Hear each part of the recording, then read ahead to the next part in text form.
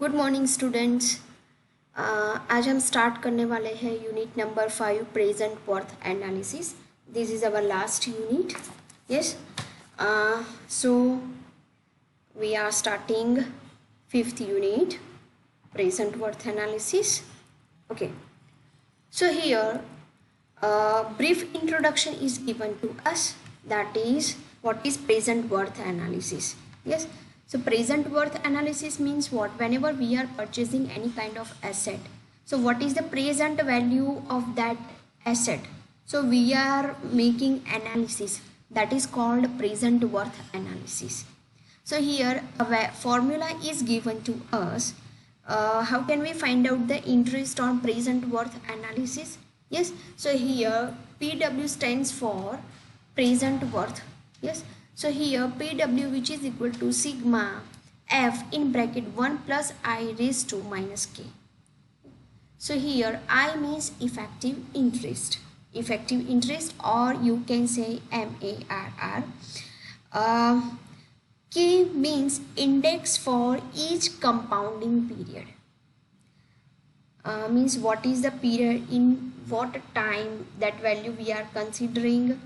So suppose we are purchasing that asset before 4 years, and now on a 4th year we are finding the value. Yes, so that is K.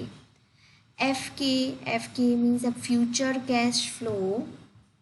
This one, FK. So future cash flow at the end of period K means after, in a future, what is the future value of that particular asset. So that is future cash flow. So we are maintaining the cash flow for that particular product. So that is future cash flow. N means number of corresponding periods in a study period. Now we will see how present worth analysis is working.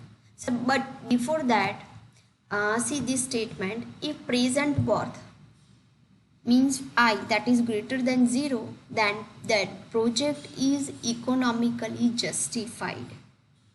Means if the value of I, that is greater than 0, then that project is perfect, and we can economically justify whether we have to purchase that product or not, and what will be the that particular present value. Now we will see with the help of one example. So here, this is our first example. A piece of new equipment has been proposed to increase the productivity of a manual process. Investment cost is rupees 50,000, and the equipment will have a market value of rupees 15,000 at the end of 5 years. Increased productivity attribute to the equipment will amount to rupees 12,000 per year after extra operating costs have been subtracted from the revenue generated by additional production. If companies MAR, मतलब interest rate, that is 18% per year, is this proposal a good one? Okay, so this is our first example. क्या बोलते हैं हम, one by one line समझते हैं. ठीक है. A piece of new equipment has been proposed to increase the productivity of manual process. मतलब जो हर एक इक्विपमेंट का जो पीसीज है, ठीक है, अगर उसकी क्वालिटी अच्छी है, ठीक है, तो हमारी जो प्रोडक्टिविटी है, ठीक है, वो इंक्रीज हो जाएगी. अब जो हम चीज़ बना रहे हैं, इक्विपमेंट बना रहे हैं, तो उस इक्विपमेंट बनाने के लिए हमें इन्वेस्टमेंट कॉस्ट हमारी लगती है 50,000 रुपीज़, एंड उसकी market value eight the end of 5 years कितनी है? 15,000 रुपीज़. मतलब अगर हम इस चीज़ को 5 साल के बाद अगर हम सेल करते हैं तो हमें 15,000 रुपीज़ मिलते हैं.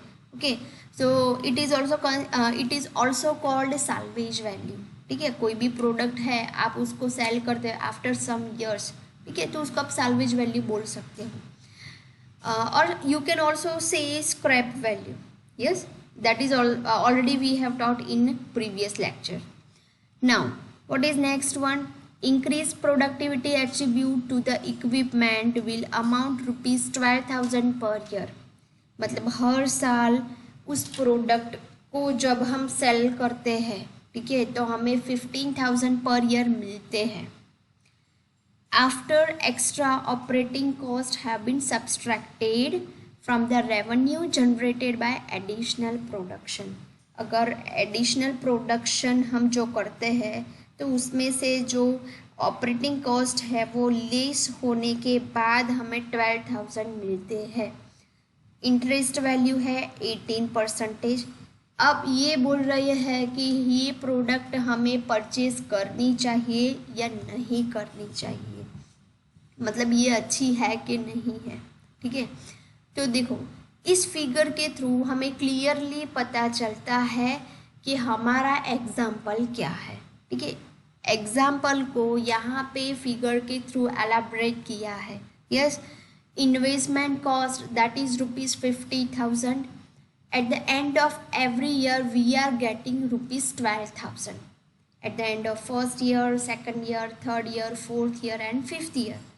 Yes, up arrow shows we are getting revenue and down arrow shows these are our expenses. Yes, so here and no kind of expenses are given to us, only we are getting revenue or we are getting income. So at the end of every year, at the end of first year, second year, third year and so on, we are getting rupees 12,000 rupees. And at the end of fifth year, whenever we want to sell this product in a market, then we are getting 15,000 rupees. Now here we have to find out the present worth value. Yes, so here we are applying this formula. So what is the formula? Present worth, which is equal to present worth of cash inflows minus present worth of cash outflows. मतलब present worth में value कब मिलती है कि जो हमारी company में जो कैश आती है उसमें से जो कैश जाती है, ठीक है, तो हमें नेट प्रॉफिट मिलेगा. ठीक है, तो वो डिडक्ट करते हैं तो हमें प्रेजेंट वर्थ वैल्यू मिलती है. तो यहाँ पे प्रेजेंट वर्थ वैल्यू है. ठीक है, तो यहाँ पर प्रेजेंट वर्थ बेस्ड ऑन 18%. सो यहाँ पे कैश इनफ्लोज, ठीक है, तो 12,000 that is our revenue. 12,000 into P given A 18% for 5 years. ठीक है, तो यहाँ पे देखो उसका कैलकुलेशन है 12,000 in bracket 1 plus i raise to n minus 1 divided by n in bracket 1 plus n raise to 1 plus i raise to n. ठीक है, ये फॉर्मूला हमने पहले देख ली है कि आफ्टर एंड ऑफ 5 years हमें फाइंड आउट करना है तो कैसे करेंगे. तो ये फॉर्मूला है प्लस अब हमें क्या करना है, तो 15,000 जो 15,000 है वो क्या है, तो हमें मिलते हैं at the end of fifth year. ठीक है, तो वो लिखा है 15,000 into 1 divided by 1 plus i raise to n. ठीक है, ये फॉर्मूला दोनों हम आगे कर चुके हैं, कैश इनफ्लोज एंड आउटफ्लोज. तो इनफ्लोज मतलब जो एवरी ईयर जो हमें रेवेन्यू जनरेट होते तो उस पर हम कैसे करेंगे, तो वो लिखा है. At the end of fifth year हमें 15,000 मिलते हैं तो उस पर हमने निकाला कितना है माइनस कैश आउटफ्लो. ठीक है, तो हमारा कैश आउटफ्लो कितना है, मतलब जो हम कंपनी में इन्वेस्ट करते हैं हम हमारे पैसे, तो मतलब हमारी जेब में से वो पैसे कम हुए. So that is our cash outflow. तो वो कितने हैं, सो वो है 50,000 rupees. So we are deducting 50,000 rupees from this incoming cash flow from cash inflows. ठीक है, so after calculating this all these things we are getting present worth value in a minus. So minus 5,917.31. ठीक है, तो मतलब क्या कि हमें present worth value है वो लेस देन 0 मिली. Yes, so this equipment would not be economically justified. मतलब ये जस्टिफाई नहीं करता कि हम इसको परचेज करें. Yes, So this is our first example. Now come to the second example. Okay, a chemical company is going to install a new pipeline or a pump system to connect a storage tank to processing plant 500 meters away and is considering two operations. First system has initial cost rupees 3500 and has a salvage value rupees 500, and the cost rupees 1.5 per hour to operate. The second system has an initial cost 5000 rupees, salvage value 1000 rupees and cost 1.25 per hour to operate. Both systems have estimated service life of 10 years and operate 800 hours per year. Assume that the company has a MARR of 12% of this product. Annual maintenance and pumping cost would be considering to be paid in their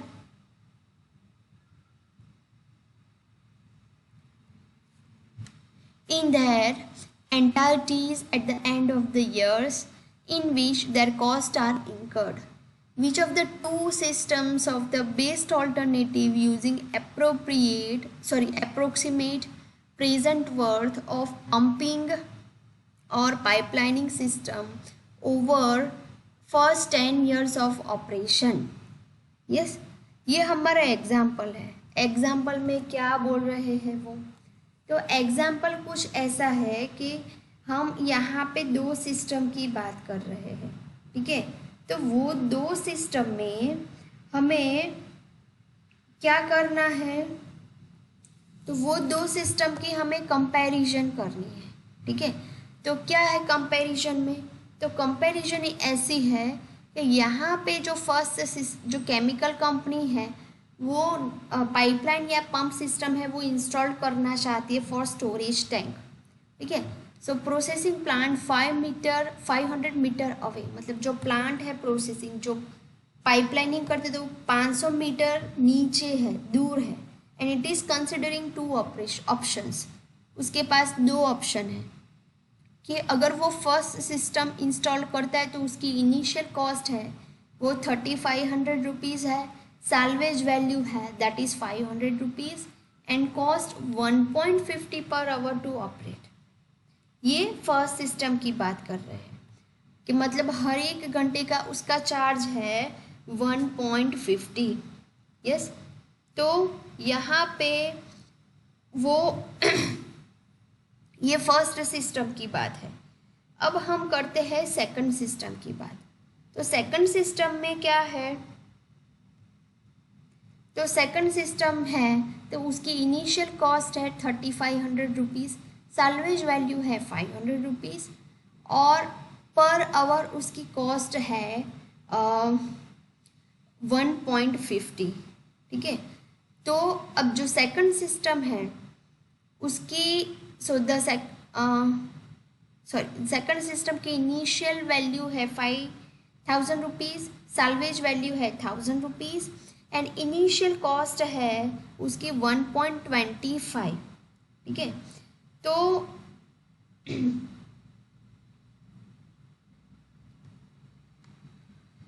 both system have an estimated service life of 10 years and operate 800 hours per year. मतलब per year वो 800 hours है वो use कर रहे हैं और 10 साल के लिए वो यूज़ कर रहे हैं. मतलब एक साल में वो 800 आवर्स है वो यूज़ कर रहे हैं, ठीक है. Assume that the company of MARR वो 12% है, ठीक है. अब हमें देखना है कि दोनों में से कौन से सिस्टम है वो अच्छी है, ठीक है. तो देखो उसकी इनिशियल कॉस्ट है 3500 रुपीज़, ठीक है. अब यहाँ पे जो पर आवर 1.50 उसका चार्ज लगता है फॉर सिस्टम 1, ठीक है. कहाँ का? ये रहा, ठीक है.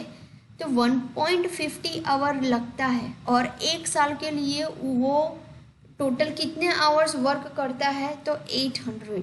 ठीक है, तो वो कैसे आया, तो 1.50 इंटू 800 आप करोगे तो आपको मिलेगा 1200 रुपीज़।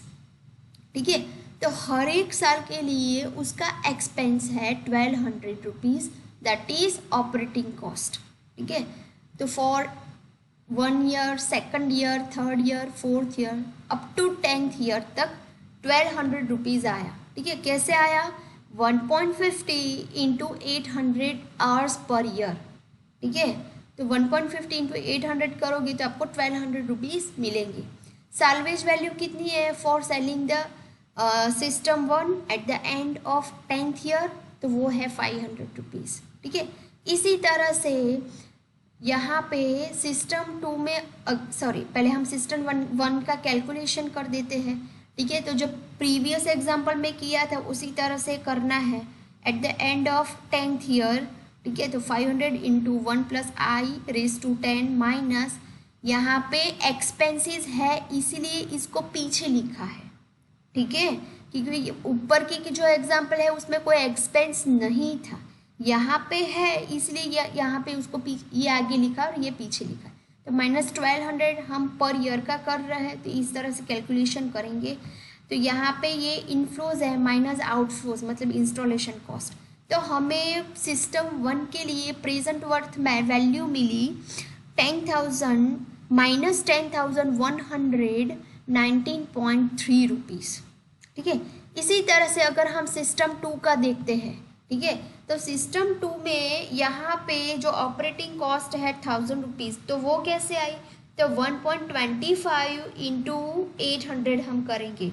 ठीक है, तो हमें कितना मिलेगा 1000 rupees. Installation cost that is 5000, operating cost for every year up to 10 years, so that is 1000 rupees.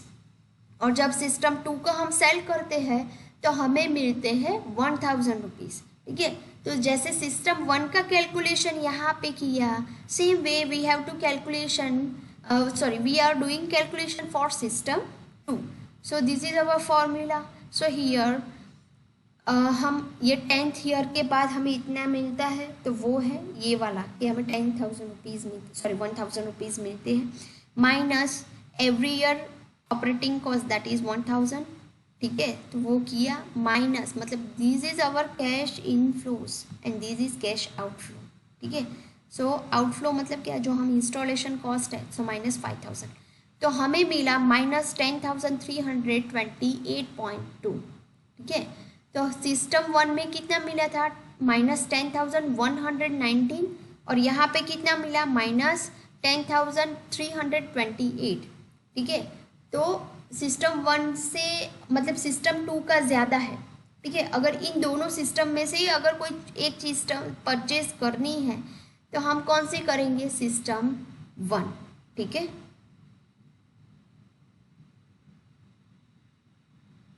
Okay, next है एंड ऑफ कन्वेंशन। ठीक है, तो एंड ऑफ कन्वेंशन का मतलब क्या है, तो अकाउंटिंग में जो कैश फ्लो हम ट्रीट करते हैं, जो हैंडल करते हैं, ठीक है, so that is possible at the end of last day of a physical year. ठीक है, मतलब हम at the end of year we are doing और we are maintaining a cash flow, तो उसको बोलते हैं एंड ऑफ कन्वेंशन। ठीक है, so that is applies to both incoming and outgoing cash flows.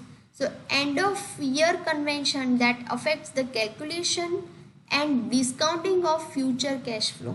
ठीक है, तो ये किसको अफेक्ट करता है, जो हम कैलकुलेशन कैश इनफ्लोज आउटफ्लोज का करते हैं और जो डिस्काउंट देते हैं फ्यूचर कैश फ्लो में, तो उस पर यह अफेक्ट करता है। ठीक है, it is totally opposite of that convention. ठीक है, तो डेट कन्वेंशन क्या है, तो जो हम हर रोज़ जो पैसे मतलब जो कैश इनफ्लोज मतलब जो कैश मिलती है या कैश पेड करते हैं ऑन डेली बेसिस, तो उससे डिफरेंट है। ठीक है, क्योंकि एंड ऑफ कन्वेंशन है that is calculated at the end of physical year. ठीक है, तो यहाँ पे एक एग्जाम्पल है। ठीक है, तो एग्जाम्पल में क्या है, तो यहाँ पे इनिशियल प्रोजेक्ट की कॉस्ट दी है 1,08,000 रुपीज़, फिर जो लाइफ ऑफ प्रोजेक्ट मतलब कितने साल के लिए ये प्रोजेक्ट चलता है, तो फॉर 5 ईयर्स। सैलवेज वैल्यू है 8,000 रुपीज़, ठीक है। यहाँ पे कैश इनफ्लोज की वैल्यू दी है और कैश आउटफ्लोज की वैल्यू दी है, ठीक है। Prepare and of year diagram assuming that all cash flows occur at the end of year, ठीक है। तो हमें कैश फ्लो है वो यहाँ पे क्रिएट करना है। तो पहले उससे पहले हमें क्या करना है, तो उससे पहले हम क्या करेंगे, first non cash depreciation expense will be calculated under. तो यहाँ पे हम डेप्रिसिएशन है वो कैलकुलेट करेंगे। तो डेप्रिसिएशन हम कैसे कैलकुलेट करेंगे, तो जो इनिशियल प्रोजेक्ट की कॉस्ट है और जो सैल्वेज वैल्यू है वो लेस करेंगे और कितने साल तक ये प्रोजेक्ट चलता है, ठीक है। So life of that particular project, तो वो तो डिवाइड उससे करेंगे। तो 1,08,000 माइनस 8,000 डिवाइडेड बाय 5,000, ठीक है। तो हमें डेप्रीशिएशन जो एनुअल डेप्रीशिएशन है वो मिलेगा 20,000 रुपीज़। तो इसको यहाँ पे कैश फ्लो डायग्राम में दिखाया है, ठीक है। जो ऊपर है दैट इज कैश इनफ्लो, जो नीचे है दैट इज कैश आउटफ्लोज, ठीक है। इन्वेस्टमेंट करते हैं तो 1,80,000 है वो यहाँ पे नीचे लिखे हैं, ठीक है। तो यहाँ पे पूरा यहाँ पे डायग्राम बनाया है, ठीक है। तो देखो यहाँ पे है फर्स्ट इनिशियल कॉस्ट माइनस 1,08,000, मतलब हमने हमारे जेब में से निकाले तो इसीलिए यहाँ पे माइनस लिखा है। टर्मिनल रिकवरी है तो यहाँ पे at the end of 5 year we are getting 8,000 as a salvage value. Inflows कितना है, तो इतना है 10,000, 10,000, 5,000, 15,000 एंड 13,000 रुपीज़। तो ये कैसे आया, तो देखो यहाँ पे जो कैश आउटफ्लोज में से कैश इनफ्लो में से कैश आउटफ्लोज है तो वो हम डिडक्ट करेंगे। So after deducting we are getting, see here 40 minus 30, 45 minus 35,000, 42 minus 37,000, 40 minus 25,000 and 45 minus 32,000, ठीक है। तो ये सबको हर एक ईयर वाइज हम डिडक्ट करेंगे तो हमें ये वैल्यूज़ मिलेंगी 10,000, 10,000, 5,000, 15,000 एंड 13,000 रुपीज़, ठीक है। जो ये हमें कैश मिलता है सैल्वेज वैल्यू, ठीक है, at the end of selling the particular product, तो वो हमारे जेब में आते हैं। इसीलिए यहाँ पे लिखा है प्लस 18,000, ठीक है। अब क्या किया, ऐड एनुअल डेप्रिसिएशन। देखो यहाँ पे डेप्रिसिएशन है तो हमें यहाँ पे लेस नहीं कर रहे हैं, ऐड करना है। तो यहाँ पे एनुअल डेप्रिसिएशन है वो हमने ऐड किया। तो 20 तो हर एक साल का 20,000 है जो हमने ऊपर कैलकुलेट किया। अब नेट कैश फ्लोज है वो हम फाइंड आउट करेंगे। तो यहाँ पे 1,08,000 है वो लिखा, प्लस करना है तो 30,000, 30,000, 25,000, 15 प्लस 20, 35,000, 13 प्लस 8 प्लस 20,000, तो कितना मिलता है 41,000 रुपीज़, ठीक है। तो इस तरह से हम यहाँ पे periodic end of convention cash flow diagram है यहाँ पे प्रिपेयर इस तरह से करेंगे, ठीक है। जो ये नेक्स्ट टॉपिक है इकोनॉमिक क्राइटेरिया और methods of evaluating capital projects, ठीक है, तो वो हम देखेंगे नेक्स्ट लेक्चर में। Okay students, thank you.